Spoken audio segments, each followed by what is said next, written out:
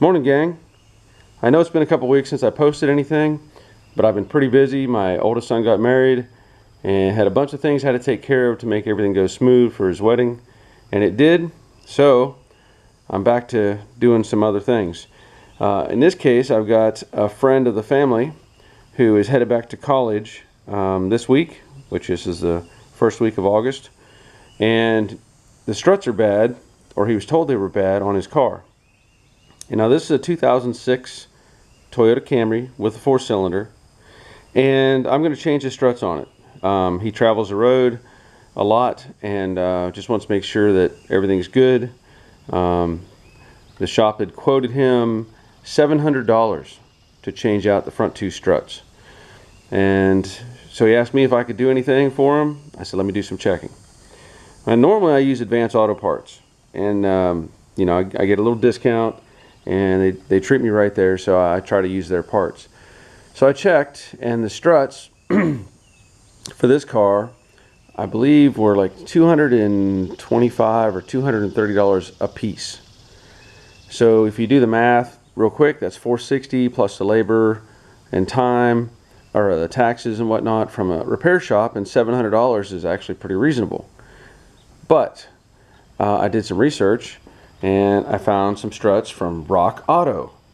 Now, I've used Rock Auto in the past, and I've had good luck with them. I actually bought some parts for the 68 Mustang, which is hiding back there behind my toolbox, and they beat everybody else's prices.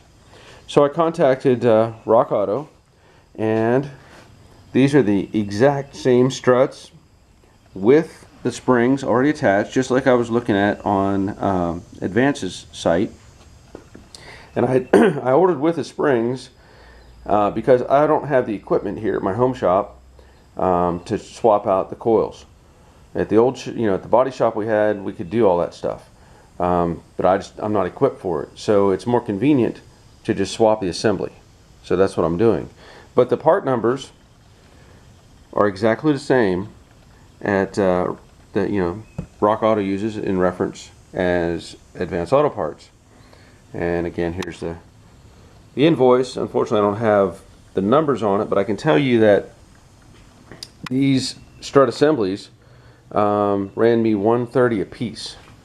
So that's $260 versus $460. So that's one big cost savings right there. And of course, I can do it for less than a shop because I don't have all the overhead. So what I'm going to do is go through these steps and remove the original struts and replace with these new Monroes. Now, in the box comes with some basic instructions. That's nice. They also come with some secondary instructions, and this involves actually showing them removing the coil spring. So I'm not going to worry about those, but I'm just going to follow the steps and also show you, how I do it. It is fairly straightforward, although the strut can be complicated because it's basically a spring and a shock together, and it also supports the control arm because there's just the lower control arm and not an upper. So I'll get started on that and get this apart, and we'll go through it. Okay, so obviously I'm starting on the driver's side. I've already jacked the car up and have it on jack stands, and I used the cradle, that's this part here, as my jack point because this is the strongest part. This supports the engine, transmission, and the front suspension.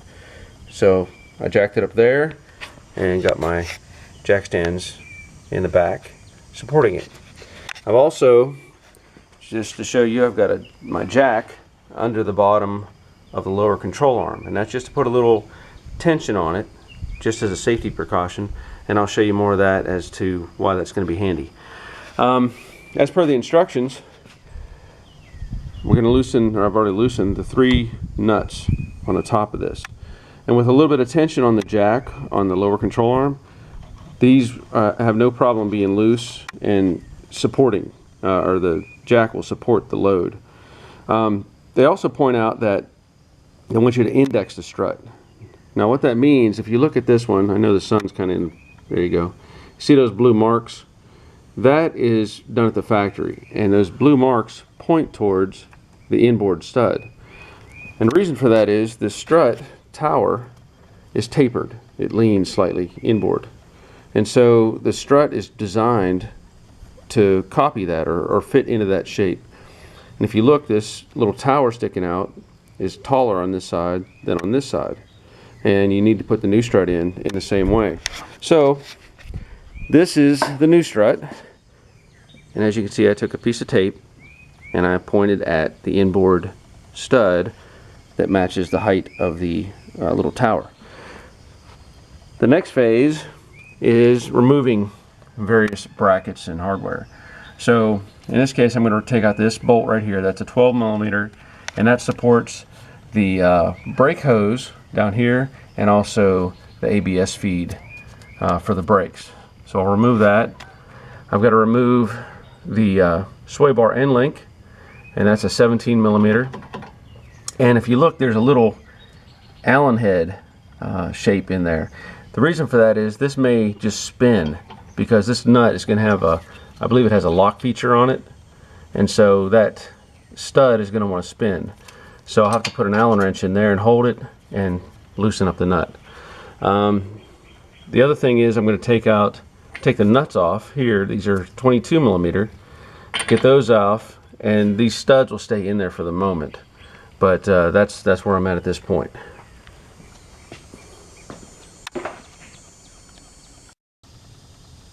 Okay, so I've got tension on the jack, and then I've removed the 3 nuts from the top of the strut. I have removed the bolt that held that bracket in place, and also the sway bar end link. And I've taken the nuts off of the strut assembly here and gotten the studs pretty loose. Now what I'm going to do is get that strut out of the way. See if I can't show you this. I'm going to lower the jack slightly, and that's going to allow the top of the strut to come out of those top holes.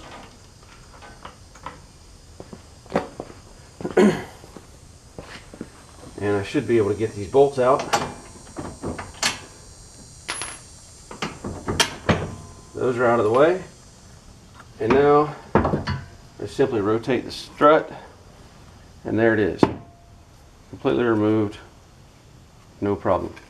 So now to reverse that, of course I've got the new strut indexed. So I'm going to place it up in. I'm not going into the top holes just yet. I've got to get this one attached to the spindle assembly. So I'm going to come back in, reverse the process, get those bolts in. I'm going to have to play with it a little bit because the CV axle is going to pull slightly out of the transmission. It's not going to hurt anything. It just has to flex so that you can get the bolts out or get the strut out of the way. So you might have to turn it a little bit as you go back in, and that'll line it back up. So I'll get this top bolt in. And if you want, you can start the nuts on those. I'm going to come back and put a little bit of Loctite on these, but I'm just setting them in there for right now. And now what I'm going to do is I'm going to reset the camera and just show you that I'm going to jack up the strut and let the bolts come through this strut tower up on top. Okay, I hope you can see that. I'm going to put some tension on the jack and bring the strut up into the tower.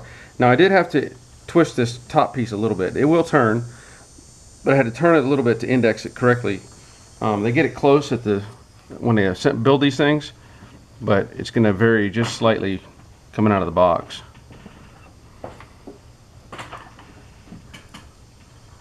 And there is the new strut in place.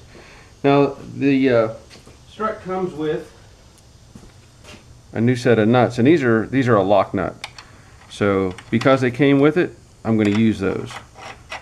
But you could go back and use the tall ones. It really doesn't make any difference. But I'll use the ones that came with the new part.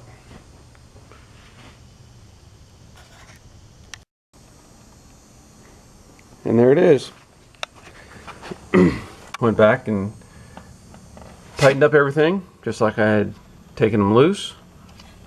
That bolt up there, which holds these brackets, everything lines up perfect. The little sway bar end link lined up, everything fit just like it should. That little clip snaps on.